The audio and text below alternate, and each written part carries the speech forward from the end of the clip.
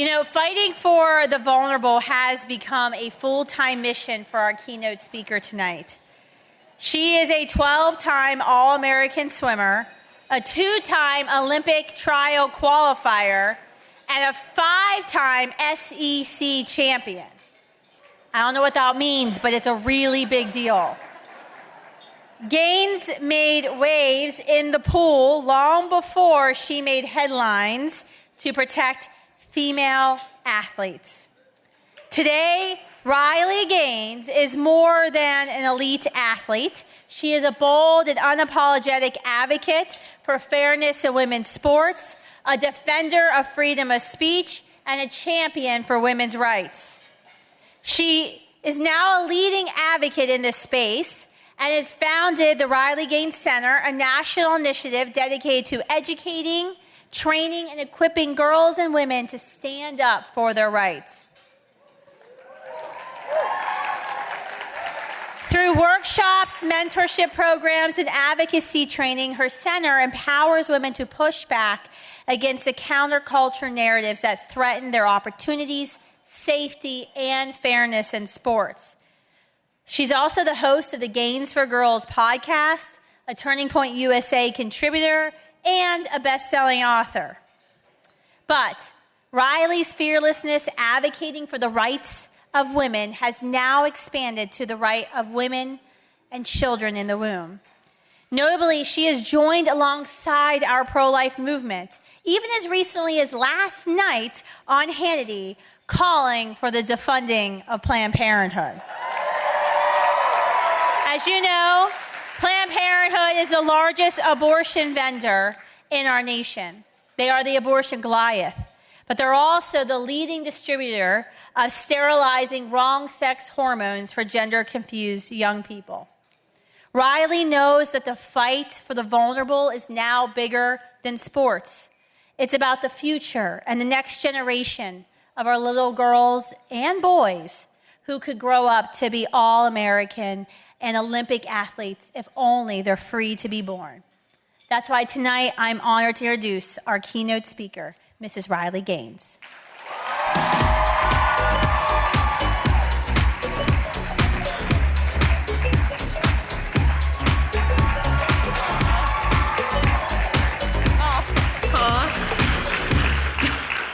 Well, thank you guys. I hope you feel at least a little bit silly for giving someone a standing ovation for merely saying men and women are different. I don't know. Kristen, thank you for everything. It's so good to, when I see you in person, so much better than watching on TikTok, the videos of you on college campuses. This is a much more welcoming environment. Truthfully, to be here before you guys, I just feel overwhelmed with gratitude. Certainly, as I mentioned, not the environment that Kristen and I often find ourselves in. Not too long ago, I was in San Francisco, which was my first mistake, going to San Francisco.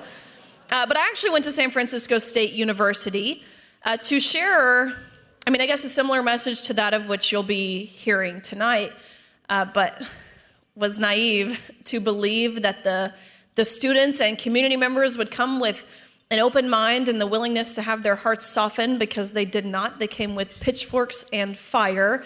And upon delivering that message, group of protesters rush in the back, hundreds of them.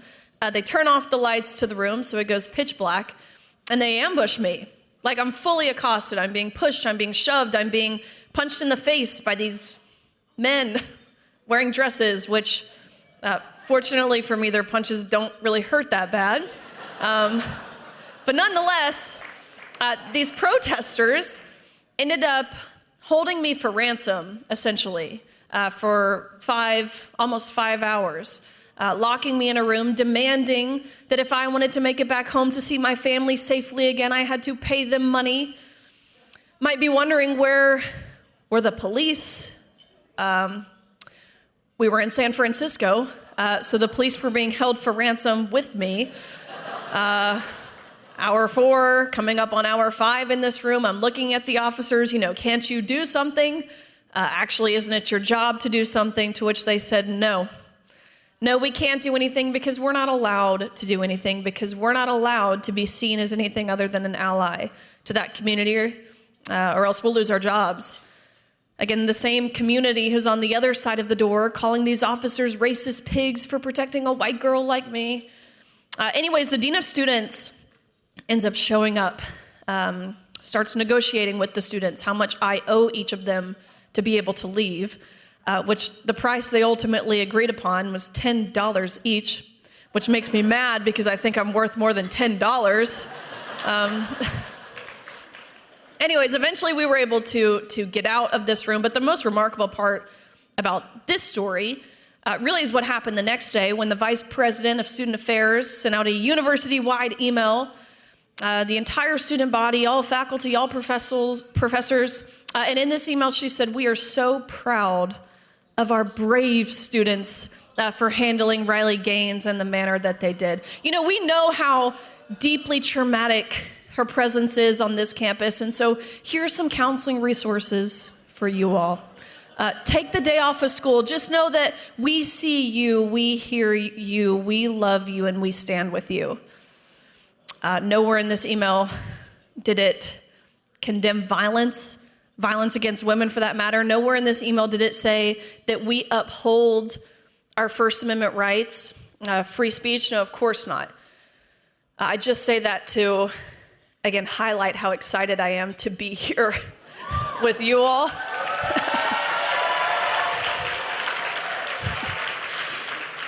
And to give you guys a little bit of the perspective of the environments that Kristen, people like Abby, are finding themselves in, going oftentimes inserting themselves into the belly of the beast. But that is where these messages need to be delivered.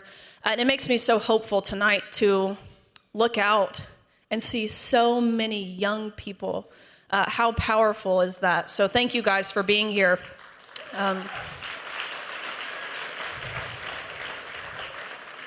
Look, of course, I am not here to deliver a political speech, but I will say, I imagine many of you feel the same sentiment that I do, that these past, 6 months or so, it has been win after win after win after win with Donald Trump back in the White House.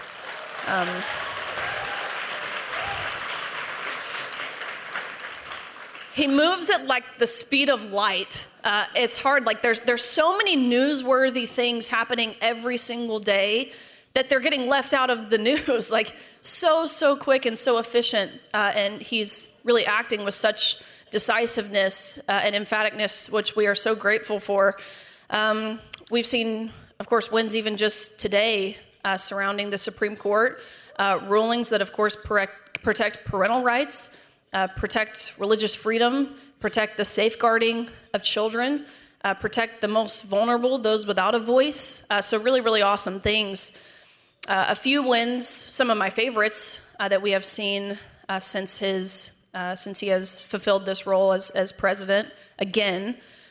Day one, he signed an executive order declaring there are only two sexes, male and female.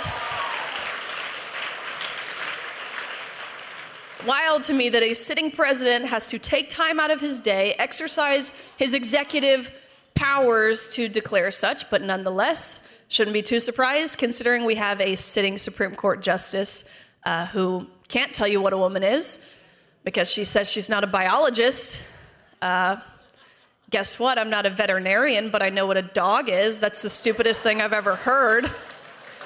I got to be there standing alongside President Trump as he signed his executive order barring men from participating in women's sports within any educational program that receives federal funds.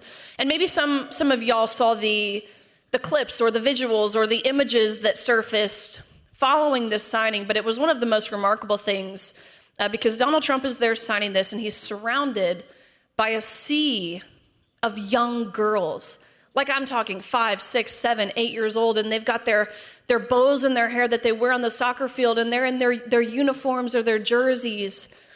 That visual means more to me than I could possibly put into words.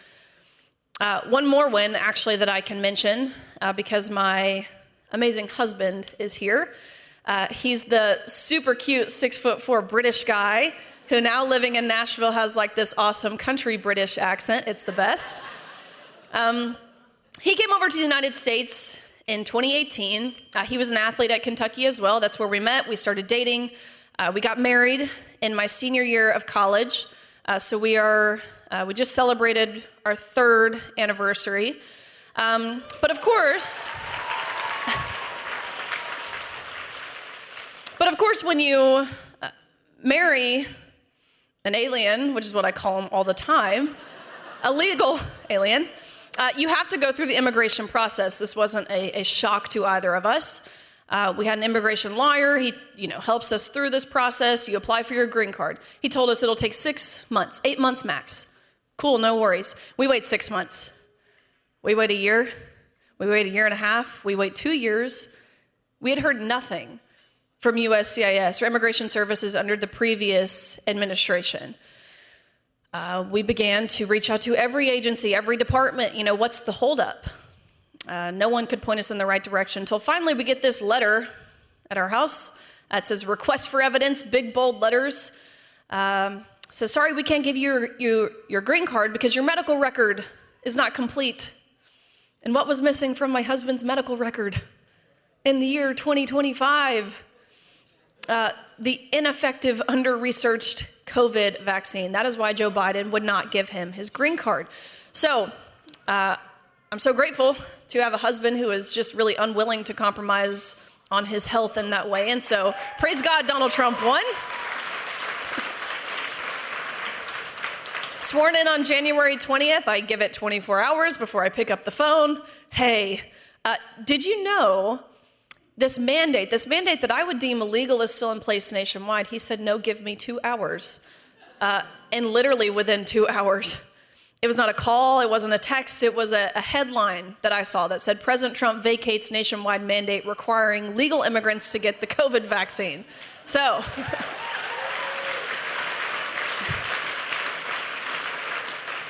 again, totally like rambling here, but just to mention a few of the wins, and I'm certainly not tired of them yet. Look, I'm not going to waste your time sharing the specifics, I guess, of how I have found myself here. I could talk about it for hours. I could share with you, of course, the unfairness of getting on the block at your national championship, the pinnacle of your sport, the meet you work not just all your life for. Top 8 women in the entire country, looking over at the lane next to me as I'm about to dive off into the water and seeing what was very visibly a man. Standing at 6'4", his size 15 feet, taking up the entire diving block. Visible from his side profile is not only his Adam's apple, but to be very explicit here, which if we had to see it, I feel it's only fair you guys have to hear about it, the bulge in his women's swimsuit. I could share with you the feelings of total violation and betrayal when you're in a locker room, undressing, and again, you turn around, there's a 6'4" man taking off his women's swimsuit, fully naked, fully intact, fully exposing himself, inches away from where you were simultaneously fully undressed. I could share with you the silencing tactics that we face, really the emotional blackmail, I think that's the best way to put it, that we faced as female athletes, as women, to stay silent, how they effectively muzzled us. And I say effectively because, again, it worked, the things they told us. Bringing in what they called outside professionals who made us participate in restorative justice circles to learn about how we were the oppressors in this story, how Thomas, he was the victim. The man, he just wanted to be happy, and we were impeding on his happiness. How could we live with ourselves knowing that?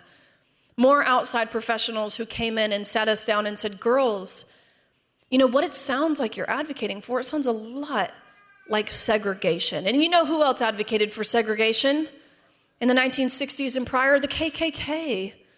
White supremacists, is that the side of history that you want to be on? Akin to racist? No, I don't think so. So I suggest you be inclusive.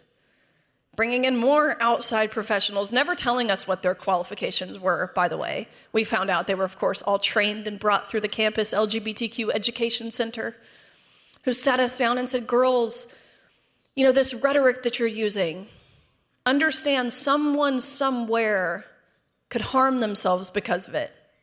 And it would be your fault. You would be solely responsible. That would make you responsible for a potential death. And that would make you a murderer. And you don't want to be a murderer, do you? No, so I suggest you be kind. That's what they told us. That's why I say effective. Believe it or not, that works. Telling us we'll be akin to murderers, having blood on our hands, and racist. That works when you're talking to a bunch of 18, 19, 20-year-old girls. Anyways, I guess that, in short, is the how I have found myself here. But far more important than how, and a question I imagine many of you have asked yourselves over the past, certainly 5 years. I imagine if you're here, actually, probably much longer than that. The question of why, right? Why is this happening? Why is our culture plagued with this chaos that has ensued? I imagine I'm in a room full of people who know the answer to that question of why, because the Bible tells us why. We're told, we're warned. Paul warns us, actually. Acts, Romans, different places. I think of verses like Isaiah 5:20, right? He tells us of a time where these spiritual battles will intensify, where darkness is seen as light, where bitter is seen as sweet, and where evil is seen as moral. And it's undeniable that that's not where we're at now. And to be very, very clear, that's not me saying I think those who are confused with themselves, it's not me saying I think they're evil, because I don't think that. But you know what is evil? Deception, manipulation, lying and affirming something that is neither objectively nor biblically true. That's evil. And who does that sound a whole lot like? Sounds a lot like Satan. That's his go-to tactics. That's what he does best. He discourages, he deceives, and he destroys. We see it all the time. Well, I mean, the discouragement piece, gender-affirming care, even that verbiage is so misleading, telling, whether it's minors or adults for that matter, that they're correct to feel as if they're born in the wrong body. What a horrible message to send to anyone. You know, healthcare providers, that's what they call themselves. I prefer unregulated butchery providers. Telling parents, would you rather have a dead son or an alive daughter? That's him discouraging. Telling each of us that you're unsavable. There's nothing that you can do. You're too far gone for God's goodness, for his grace. Of course, he deceives. Again, some of the most effective ways I've been able to see this is through our language and how that has been totally hijacked. Satan repackages these terms, these phrases, makes them a little more palatable, rolls off the tongue a little easier. Again, things like abortion. No, those are just your reproductive rights. That's your health care freedom. That sounds like, again, very like a good thing. Healthcare freedom. Where was that healthcare freedom in 2021, by the way? No, again, these were the same tyrants who fired healthcare workers, who fired U.S. military members, who fired school teachers for not complying with their autocratic mandates. Repackaged things like mental disorder. No, that's gender dysphoria. Repackaged things like sexual sin. No, that's just taking pride in who you really are, taking pride in yourself. But here's the problem with Satan. Through his deception, he has convinced the world that sin is an issue to be treated rather than an enemy to be mortified and killed once and for all. But the thing is, you can drink the bottle, you can change the label on the bottle, but if you drink it and it's poison, it will still kill you. And of course, he destroys. There is nothing that Satan hates more in this whole entire world than life itself. It's the one thing he cannot do. He cannot create. I think specifically that's a lot of these issues that we're seeing, of course, talking about the abortion epidemic, talking about the gender ideology movement, how they're adversely affecting women. Satan hates women, by the way. It's tragic stuff, but again, the people in this room, like I said, I imagine they know the playbook. That's not to say that we don't fall victim to it, because of course we all do, but we know Satan's hand. The sad reality is that most everyday Americans don't. But it's our job, the people in this room, as Christian, as human beings, to correct any sort of false narrative that's out there. And how do we do that? We do that by speaking the truth. Again, both in an objective sense and, of course, more importantly, a biblical sense. And the Bible is very, very clear. It goes back to the first book.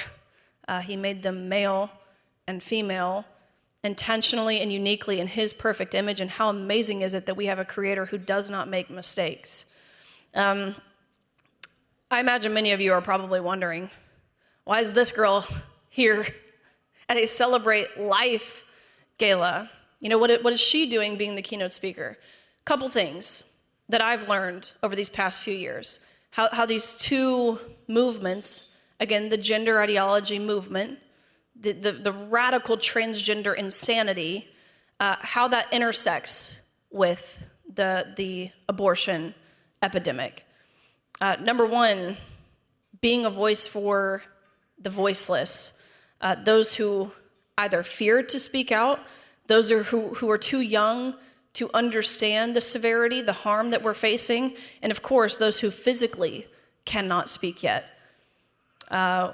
Both issues have proven themselves to be a war on women, of course, a war on children, the most vulnerable. And hear me when I say there's no one, no group of people, no population more vulnerable than the preborn. I love that, by the way. And of course, and now this issue, it is personal for me, given the fact that I'm like 7 months pregnant. I'm getting bigger every day.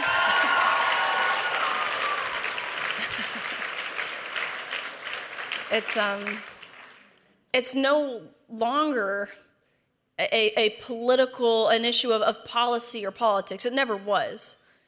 But now it's deeply personal. I feel this little baby.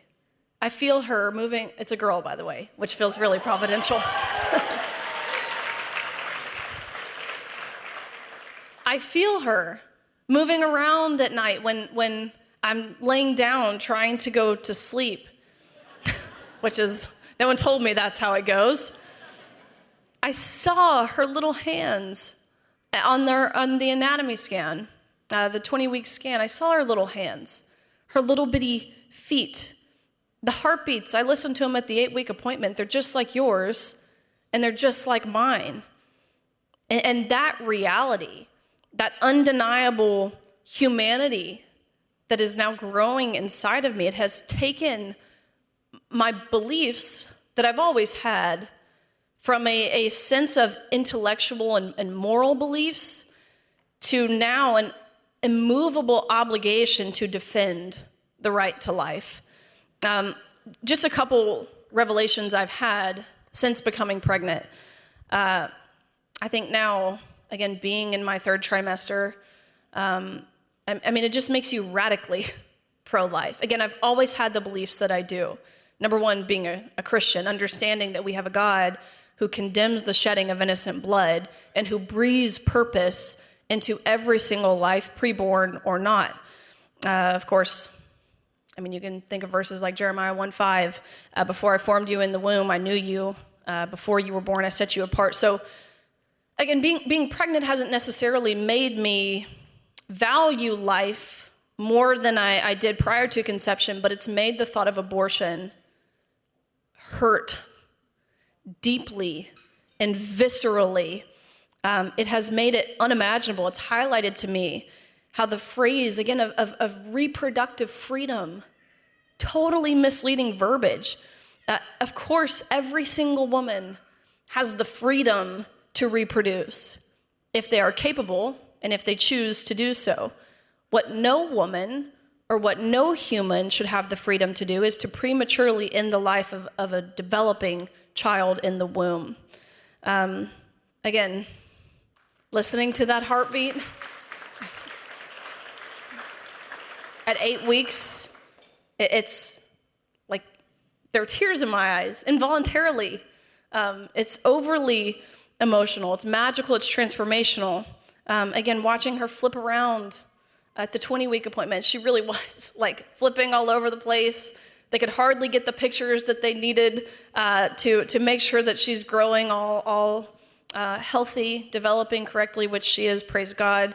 I fully understand now why so many pro-life organizations like this one, why pregnancy centers push for moms and dads to have at least one ultrasound before making the decision, again, to dismember and terminate their developing child. Totally makes sense. I'll conclude with this, I guess, a forceful message to you all. We cannot in this room, Speaker Johnson alluded to this, we cannot become complacent. It's almost inevitable, right? When you're successful, and that's what we saw on November 5th of last year.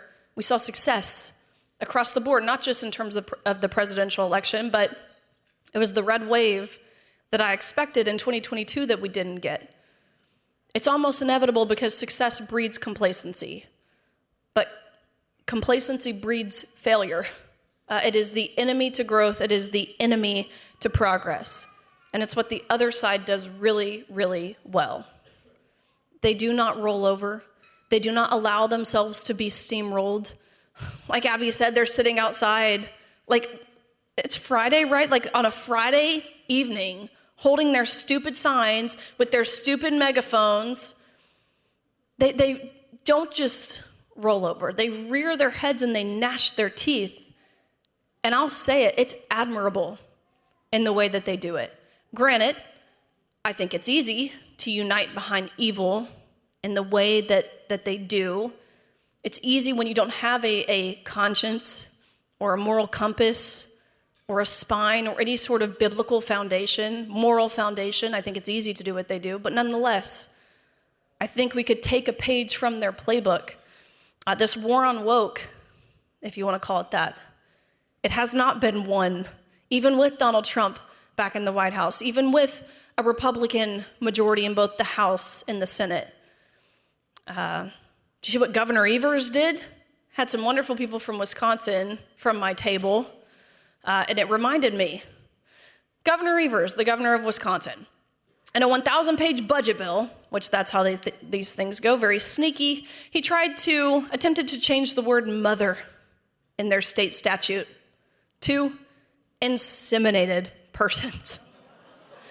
Like, it doesn't get a whole lot more dehumanizing than inseminated person. And like, we've been called it all as women, as mothers, like cervix havers, uterus owners, menstruators, bleeders, chest feeders, birthing people, like the list goes on. But inseminated persons really takes the cake. That's like what you refer to cattle as.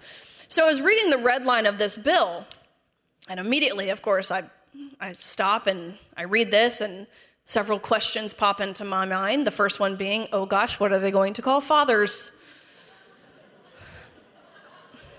The counterpart to inseminated persons would, I guess, be like inseminator. I don't know.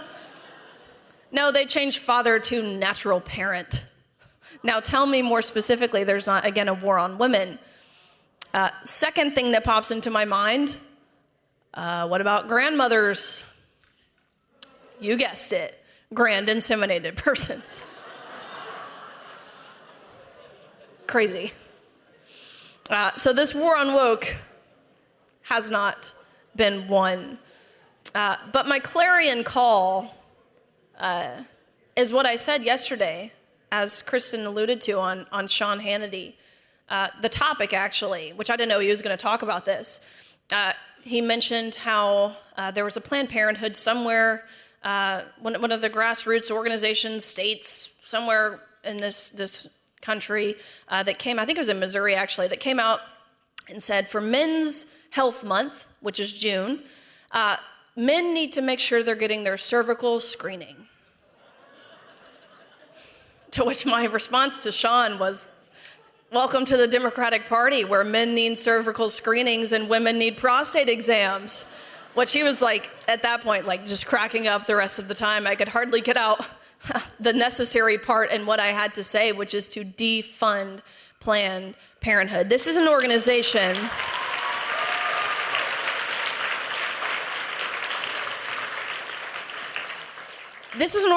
that receives $792 million in federal and taxpayer funds every single year. And you know what they do? Again, the people in this room, of course, you know what they do with those funds. Perform over 400,000 abortions every single year. That's more than 1,100 a day, by the way. They administer these chemicals, unnatural substances to minors. They promote the gender ideology insanity. They support the Democratic Party and the different Democratic candidates politically to defeat Republicans. Again, sinister. When Planned Parenthood and the abortion industry, when they tell women that their babies are just clumps of cells or just tissue, what they're doing is something far more sinister than lying. They're severing the natural connection between a mother and her child. They are normalizing violence against the most vulnerable and calling it choice. But no mother I know, no real advocate for women wants her empowerment to come at the cost of her own child's life. They're not selling compassion, Planned Parenthood. They're selling fear. It's convenience dressed up as freedom. It's $1 billion business that profits off panic. It profits off vulnerability. It profits off insecurity, not empowerment. Really, really sad things. I've spent the last 3 years at this point fighting for women's sports and women's spaces because biology matters, because fairness matters, because the truth, because objective truth matters. And now, more than ever, I see just how sacred those truths are. Again, because it's not about me anymore. It's not about my experience that I had. It's about the next generation. It's about the world that my daughter will get to grow up in. This fight, I know that we're all here fighting. It's not one of hate, like the other side likes to paint it. It's not out of animosity or ill will towards any one person, any group of people. Again, it's about the truth. It's not about exclusion, it's about protection. And it's not about politics. It's about the kind of world that we're creating again for the next generation, people like my sister. So I'm going to keep fighting, not just as an athlete or an activist, which I was very hesitant to call myself an activist for a long time, because when you hear the word activist, I think you kind of instinctually picture like a blue-haired person who's screeching, which is not how I tend to do things. But I realize I am an activist. I'm proud to be an activist, and we need more activists on our side. So don't do what I'm doing. I'm not fighting this fight as an activist. I'm now fighting it as a mom. Again, for life, for women, and for my daughter. So thank you to everyone who, again, is here tonight supporting Students for Life. It's fantastic to be able to, again, be a part of something that is so monumental, so foundational to the next generation. I've been able to engage again with several of these Students for Life groups on campuses, and there's nothing that I value more, really, than that right there. So thank you guys, and very, very excited for tomorrow. So thank you.